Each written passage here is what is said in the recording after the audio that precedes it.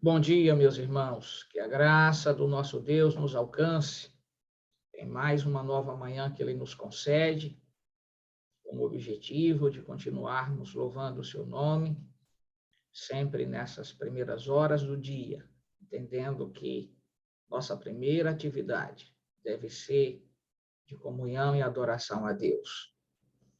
E quero fazer-lhes um apelo, não deixe vossa vida presa especificamente ao que tenho tentado levá-los a entender que vida de comunhão não depende de uma pessoa estar nos motivando. Tenha a vossa comunhão. Mantenham-se em intimidade com os céus. Quer tenhamos o culto, quer não tenhamos o culto aqui, como temos feito. Mas você precisa manter sua intimidade. Que Deus te auxilie para implantar em tua mente esta necessidade. Lembrando que toda e qualquer atividade que você venha fazer, a primeira e a excelente, é exatamente nossa comunhão com Deus. Então, faça isto nas primeiras horas do seu dia. Muito bem, a pessoa que está responsável pela oração, que nos apresente diante de Deus nesse instante. Bom dia para todos. Vamos orar. Querido Deus e eterno Pai, quero te pedir e te agradecer por mais um dia na tua presença, Senhor. Pois muito dormiram e não acordaram, Senhor, na noite passada. Por isso, todo dia, Senhor, temos que agradecer a Deus pela oportunidade de estar toda manhã, Senhor, na tua presença, Senhor. Amém. Perdoa todos os nossos pecados cometidos, todas as nossas falhas, Senhor. Abençoa, Senhor, cada família aqui presente. E apresento também os enfermos que nesse momento estão precisando, Senhor, de uma cura. E apresento também os pedidos de cada pessoa no grupo de oração. Amém, Que Senhor. o Senhor, com seu poder, possa curar, transformar e abençoar as pessoas que estão precisando, Senhor. Amém. Por isso, precisamos cada dia nos preparar, pois nós não sabemos, Senhor, o dia da manhã, pois para nós é um dia desconhecido. E todos os dias temos que buscar a presença do Espírito Santo em nossas vidas. Amém, Nesse Senhor. momento, apresento o pastor Cícero, que vai ministrar a tua rica santa palavra. E que ele não fale por si, sim pelo poder do Espírito Santo. E que tudo que nós aprendemos, Senhor, aqui, seja de aprendizado, Senhor, para a nossa vida. Obrigada, Senhor, por tudo. Em nome do teu Filho amado, Senhor Jesus. Amém. Amém, Senhor. Amém. Muito bem, meus irmãos, que Deus continue sempre nos abençoando neste momento solene de estudo de sua palavra. Mateus, capítulo 4, evangelho que nós vemos estudando já há algum tempo. Vamos, então, agora para o segundo nível de tentação que Jesus está se submetendo ali, portanto, no deserto da Judeia. Venha comigo para o versículo, então, 5, e aqui fazermos uma leitura e começarmos a explicar para você. Não perca de vista que nós temos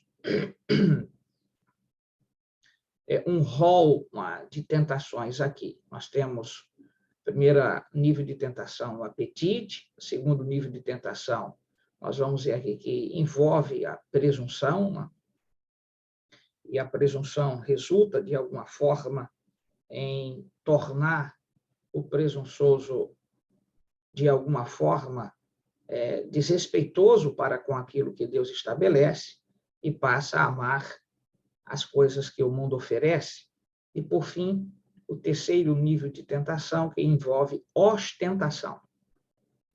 E nós vamos estudar cada uma delas em profundidade e sempre fazendo a leitura comparativa entre os chamados evangelhos sinópticos. Essa expressão significa sinônimo, porque muitos episódios são repetidos em um e outro. E quais são os evangelhos sinópticos?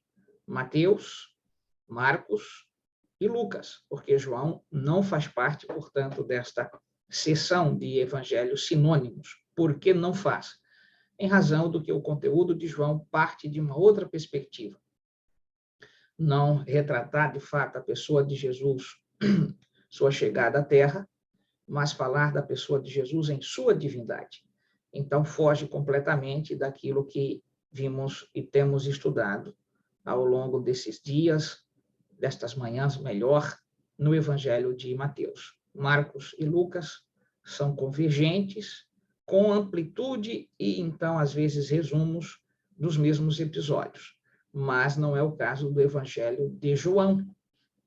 Por isso que, dentro dos aspectos da teologia, quando a gente fala evangelho sinóptico, a gente tem em mente 3 destes evangelhos, embora saibamos que são 4 evangelhos, mas põe-se o evangelho de de João, como aqui já expus, distintamente do que ocorre com Mateus, Marcos e Lucas. Muito bem. Essas exposições técnicas, elas não têm muitas vezes tanto impacto para você, mas talvez te ajuda a compreender o que nós vamos te apresentar a partir de agora. Vejam, quando nós lemos o Evangelho de Mateus, capítulo 4, que narra especificamente aqui o período da tentação de Jesus, e você vai fazer comparação com os demais evangelhos, você, então, tem uma surpresa. Por exemplo, Marcos simplesmente silencia sobre esse aspecto da tentação. Ou seja, ele não expõe essas peculiaridades que nós estamos vendo, como Mateus põe. Você vai para Marcos e ali está sintético, portanto, venha comigo para você ver. Simplesmente, em 2 versículos, Marcos, então, resume toda a história e isso faz de maneira, portanto, magistral. Ele diz no capítulo 1 do Evangelho de Marcos, versículos 12 e 13, veja que aqui toda a história que nós estamos lendo em Mateus, Marcos resume nessas palavras. E logo o Espírito o impeliu para o deserto, então há uma convergência de que todo o embate se deu no deserto, Marcos, então, vai na mesma direção.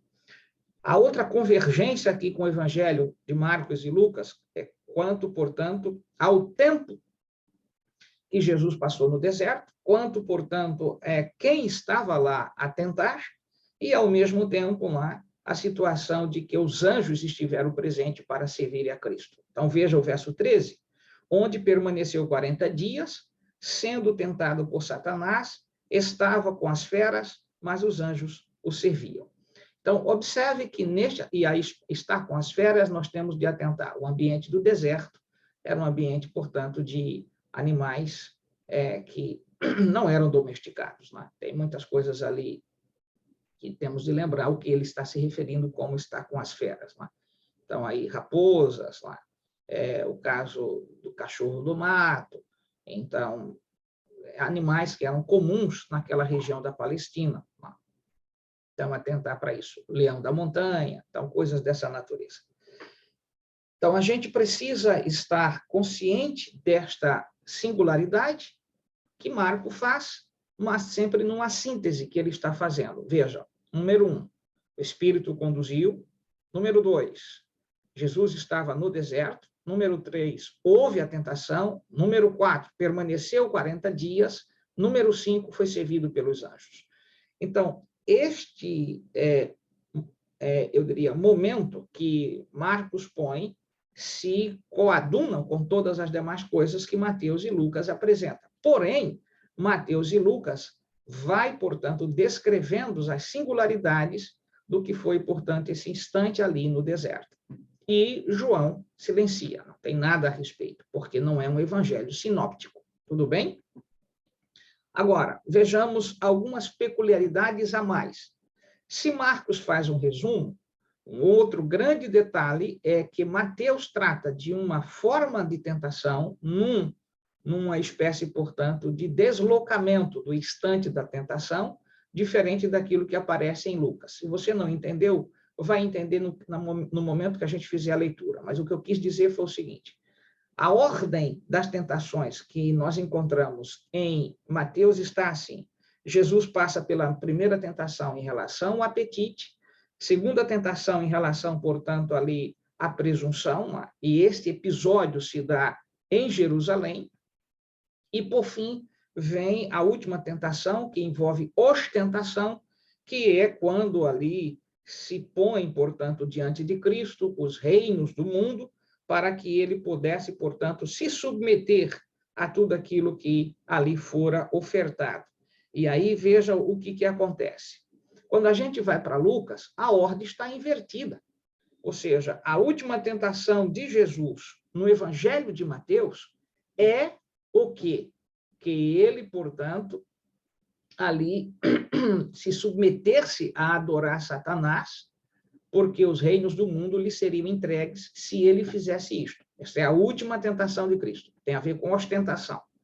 Agora, quando a gente vai para Lucas, percebe que nós temos uma ordem invertida, ou seja, a última tentação de Jesus não é esta em relação a submeter-se a Satanás e, então, desfrutar, se ele o fizesse, de todas as questões envolvendo a glória do mundo. Mas a última tentação está em Jerusalém, envolvendo exatamente que há uma ordem na sucessão aqui dos episódios diferente. Mateus põe de uma forma, Lucas põe de outra. E a gente vai entender a razão. Tá? A gente vai entender, sim, a razão por causa disso daqui. Antes, porém, volte a Mateus e vamos fazer a leitura, e depois eu faço esse confronto para você entender o porquê de Lucas pôr a última tentação de Jesus em Jerusalém, quando Mateus põe a última tentação em relação, portanto, aos aspectos dos reinos do mundo. Nós vamos entender isso. Vamos primeiro para a leitura, por favor. Acompanha comigo o versículo 5, onde diz: Então o diabo o levou à cidade santa. Qual é a cidade santa lá? O termo é utilizado lá do Antigo Testamento, a que se refere a Jerusalém.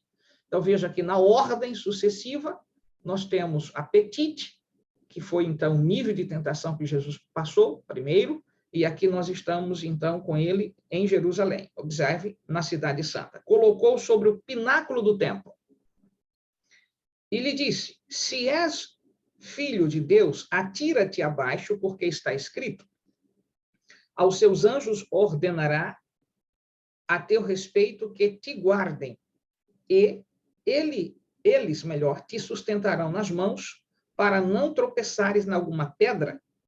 Então, observe que nós temos aqui uma espécie de informação para nós bastante, mas bastante impactante. Qual é a informação? Que o diabo tem um conhecimento, então, bíblico, que nós temos de ter atenção para que não escutemos a sua voz, porque ele distorce os fatos, mas ele conhece o conteúdo. E isto é o que é impactante. É que nós, então, diante dos desafios de nossa vida, temos de nos lembrar que o diabo não irá se submeter a uma recitação de um texto bíblico.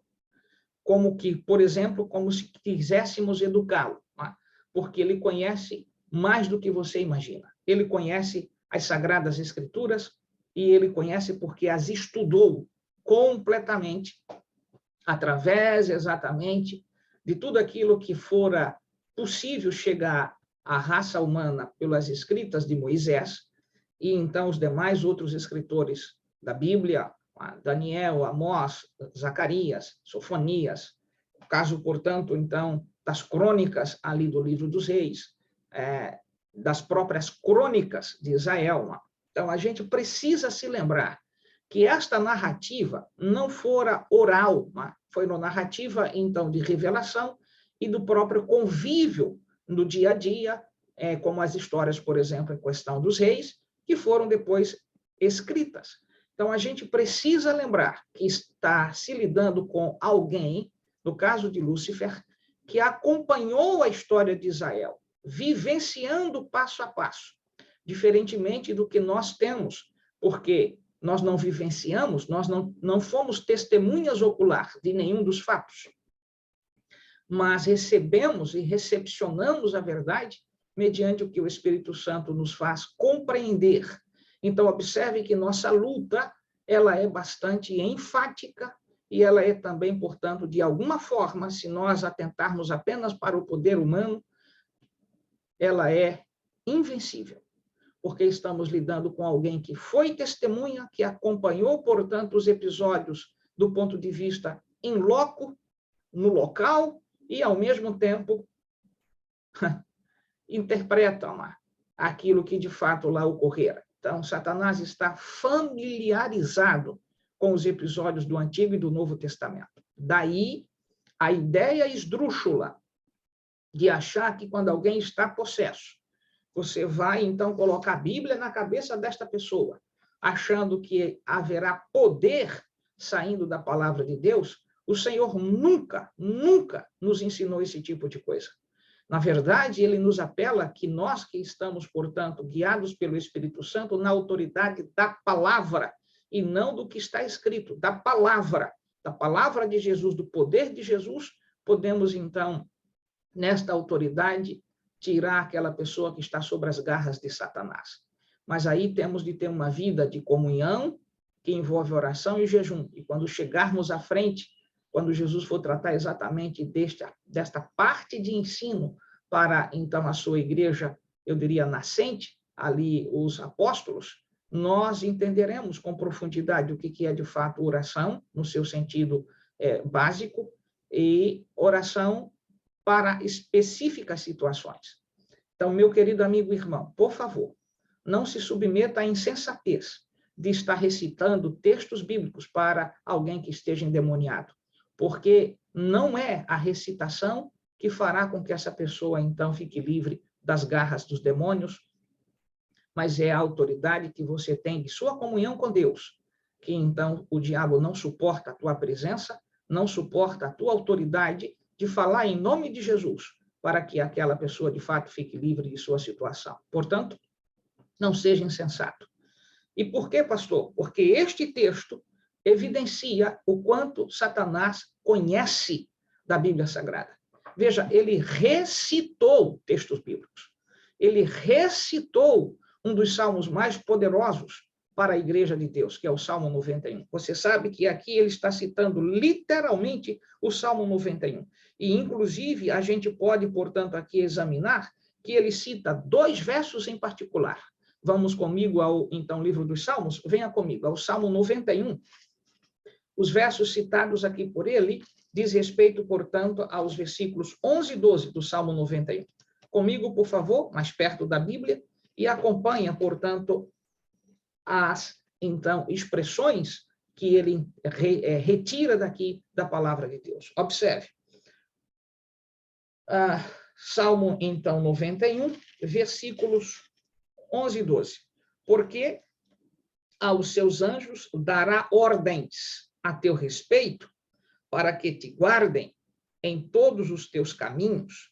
Eles te sustentarão nas mãos, para não tropeçares em alguma pedra. Eu não sei se você se apercebe, mas se não se apercebe, vai aperceber-se a partir do que nós estamos aqui fazendo, que é estudando a palavra de Deus. Observe que Satanás interpretou esse texto como que um texto aplicado para Cristo. Você entende o que ele está fazendo aqui? É algo muito impactante, é algo, portanto, muito, eu diria, danoso, quando a gente, então, não compreende Bíblia, e se permite que as pessoas interpretem os textos ao seu bel prazer. E neste ponto em particular, quando ele recita o texto do livro dos Salmos, ele está aplicando aquele sentido à pessoa de Jesus. Veja, quem está dando essa interpretação? Lúcifer. Isso é algo perigosíssimo, meu querido amigo e irmão, porque quem é o intérprete da palavra de Deus? O Espírito Santo. Neste momento, Satanás está pegando o texto e dando, portanto, o sentido que ele bem quer, que é exatamente isso que ele tem feito na cabeça de muitas pessoas. Então, atenção, muita atenção para esse tipo de, às vezes, sugestões que você recebe. Né? Pessoas cheias de conhecimento, de uma boa compreensão linguística, às vezes com domínio da língua, a que é nativo, né?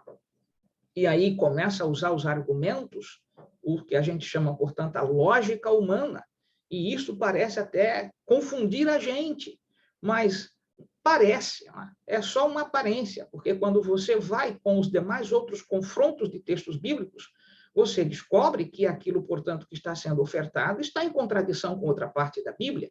E como uma outra regra áurea é que a Bíblia interpreta-se a si mesmo, mas não se contradiz, Então, todas as vezes que um texto está sendo aplicado e ele está em contradição com outro, rejeite, porque aquela interpretação não é do Espírito de Deus. Então, neste ponto, é preciso que você demore-se um pouquinho mais comigo aqui em Mateus, para que você se lembre dessas coisas que eu estou tentando passar-lhes, de que Satanás passa a ser intérprete da palavra de Deus nesse ponto, especificamente que palavra de Deus? O Salmo 91. Ora, vamos aqui refletir um pouquinho, um pouquinho, só um pouquinho. Ora, se ele recita de maneira direta expressões, textos da palavra de Deus, você acha que ele não conhece toda ela? Você acha que ele não tem gravado na palavra, na cabeça, toda ela, na memória? Então, é insensatez pegar, portanto, um texto bíblico, uma frase bíblica, e querer, com ela, desafiar, portanto, os demônios. Eles são educados pelo próprio Lúcifer. Bíblia, para eles, não é o poder. O poder está naquele que nos orienta, que nos batiza com a sua graça, que nos, então, coloca como pessoas distintas, o nosso Salvador, que nos reveste de sua autoridade. O diabo teme aqueles que se curvam diante de Cristo, porque sobre eles ele não tem autoridade. Não é mencionando um texto bíblico aqui e acolá que ele, portanto, vai perder a autoridade. Ele, portanto, perde a batalha do argumento, mas não deixará de insistir em te levar à queda. Vamos pegar o que nós já conhecemos até aqui. Veja, Jesus respondeu à primeira tentação, dizendo, nem só de pão viverá o homem. O diabo, portanto, desistiu? Não, porque, na verdade, a ênfase e a insistência do demônio é ênfase, levar a confusão à nossa mente, usando, portanto, textos deslocados. Você se lembra que quando Jesus deixara claro, então, que nem só de pão viverá o homem, mas de toda palavra que procede da boca de Deus. Esta frase agrediu a Satanás. Porque viver de toda palavra que procede da boca de Deus foi exatamente o que ele não fez quando esteve nos céus. Quando de lá foi expulso, porque não quis se submeter a toda palavra que procede da boca de Deus. Jesus não está dizendo toda palavra que está escrita, mas toda palavra que procede da boca de Deus. E por quê? Porque tudo que está escrito não é tudo sobre Deus. Nós temos aqui um resumo do amor e da graça de Deus nas Sagradas Escrituras. Mas Deus está acima de todas essas coisas, é muito maior do que todas essas coisas escritas. Então, a palavra de Deus não se limita à Bíblia Sagrada. E aqui, neste ponto, quando, portanto, ele sugere para Jesus transformar pedra em pães, é claro, Jesus, então, agora usa da palavra e reclama a autoridade de Deus ali, porque a quem Satanás desafiou não foi a Cristo, foi o próprio Deus, e depois ao próprio Jesus. E aí a gente tem de atentar que, na sequência, o diabo não parou, porque ouviu a autoridade de um texto que, então, Jesus aqui faz referência, tirando, então, de Deuteronômio, capítulo 8, versículo 3. Aí, quando o próprio demônio cita um texto bíblico, você imagina, melhor, dois textos bíblicos, você imagina o impacto disto, não? Para quem não tem conhecimento e submissão à palavra de Deus. Como são levados? Ah, não, porque o fulano falou. Mas o fulano falou e deu a interpretação que ele quis. Quem é o intérprete da palavra de Deus? O Espírito Santo. Quando nós não nos permitimos a isto, chegaremos, portanto, a qualquer insensatez de fazer do texto bíblico o que bem entendemos. Tá? Analise, por exemplo, igrejas com cunho, portanto, homossexual, criadas recentemente aqui no Brasil, com Bíblia exatamente, com textos dando tais interpretações, como o que lhe aprouver em razão daquilo que é útil para a vida deles, nesse aspecto de manutenção de práticas homossexuais, levando a interpretação da Bíblia àquilo que eles bem entendem. Mas quem é este intérprete não pode ser o Espírito de Deus que está fazendo, portanto, essa interpretação para estas pessoas. E aqui entra esta base para que você atente para a singularidade do que nós estamos nos referindo. Mas ainda, né? Então, qual é o nível de tentação que nós temos aqui? Presunção. O que é presunção? Vem do verbo presumir, né? Supor. Significa, na verdade, nada mais, nada menos de uma atitude que alguém, portanto, se fixa sobre ela, agarrando-se à ideia de que aquilo que ele formulou em mente tem de ser condizente, né, com o que ele expecta e com aquilo que ele está envolvido. Torno mais simples. Espero que A mais B dê o resultado C e observe. E mesmo que alguém venha dizer que não vai dar C, presunçosamente, por suposição, eu digo vai dar e vai dar. Então, em outras palavras, o que está acontecendo aqui? Satanás leva a Cristo a um nível de presunção. Qual é a presunção? Colocar a autoridade de Deus para ser utilizada em favor de Cristo, levando, portanto, a uma vida de Cristo, a uma vida, portanto, do que a gente chama de insensatez. Qual seria a insensatez? Qual é a ênfase de Satanás? Atira-te daqui abaixo. E aí, então, a presunção qual que é? De que haveria uma defesa imediata. E isso envolve que nível, portanto, de conjunção junto da palavra presunção? Tem a ver exatamente de nós colocarmos em risco a nossa própria vida para demonstrar para alguém que Deus está do nosso lado. Isso é insensatez. Isso é ser presunçoso. É quando você, portanto, diante de um desafio, diz: quer ver de fato que Deus está comigo? Vem cá, vou fazer isso aqui. Olha, aí vai fazendo aquelas firulas que a gente encontra, portanto, com pessoas que são presunçosas e querem, portanto, provar que elas têm determinadas autoridades e alguém está, então, dando essa autoridade para ela. Eu me lembro aqui exatamente das feiras populares. Né? Aparecem aqueles indivíduos em meio de rua dizendo que podem fazer isso, fazer aquilo outro, porque é um poder sobrenatural nele e que ele tem condições de fazer aquilo e aquilo outro, e vai assim, e as pessoas vão se acumulando ali, e ele presunçosamente realiza certos feitos que alguém que estivesse com sensatez não faria. Não é? Comer vidro, por exemplo. Então, a gente tem de atentar que não é isto, não é? Que nos leva a viver uma vida de comunhão com Deus. Aliás, amigos, vou recapitular aqui. Ao longo da história do povo de Deus, todas as pessoas que se submeteram a tentações, elas não atraíram a tentações para si. Elas, na verdade, foram levadas a certas provas porque permaneceram fiéis e não levando a uma situação atrativa para chamar a atenção para si. Explico. Como é que Daniel chegou à cova dos leões? Vou tomar esse episódio, apenas este, para que você, então, espraia para as demais outras situações da Bíblia. Ele disse: olha, quer saber que realmente eu sirvo ao meu Deus? Me joga na cova dos leões e aí o Senhor, portanto, vai me livrar.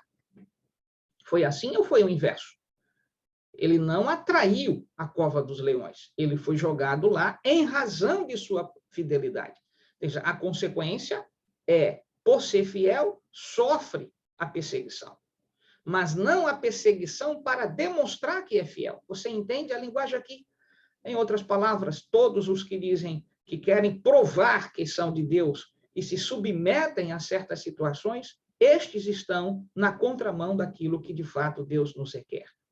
Satanás, ao tentar fazer isso com Cristo, estava, de alguma maneira, dizendo: se tu, de fato, és o que dizes ser, é claro que aquilo que está escrito a teu respeito, os anjos vão vir para te auxiliar. Lança-te embaixo. Faz isto, e aí, ao fazer, fica provado que realmente você é o que você diz ser e você tem realmente auxílio espetacular. É exatamente assim que ele promovera com Cristo e no nosso nível de tentação ele procura fazer igualmente. não coma esse alimento aqui que não é limpo, mas com a sua oração, como você é amigo de Deus, esse alimento agora passa a ser limpo, porque você agora presume que aquilo que estava como imundo agora está limpo, porque a oração transformou. Entende o nível? É símile ao que o Senhor aqui então passou e o que a gente vai passar na jornada dessa terra. Lembro-me de uma situação aqui em Pernambuco, que ocorreu com o senhor chamado Geraldo, que, para provar que de fato era fiel a Deus, entrou na insensatez de ser colocado na cova de leão, aqui em Pernambuco. Formaram depois um vinil, na época, um disco falando disso. Eu não era adventista, mas essa história correu muito por aqui em Pernambuco. Não sei se me lembro o nome dele, mas parece-me que era Geraldo na Cova dos Leões. E aí, demonstrando que realmente existe ainda gente de fé. Isso é presunção, amigo. Você não precisa comer veneno para demonstrar que aquilo não vai, portanto, te afetar, porque Deus está contigo.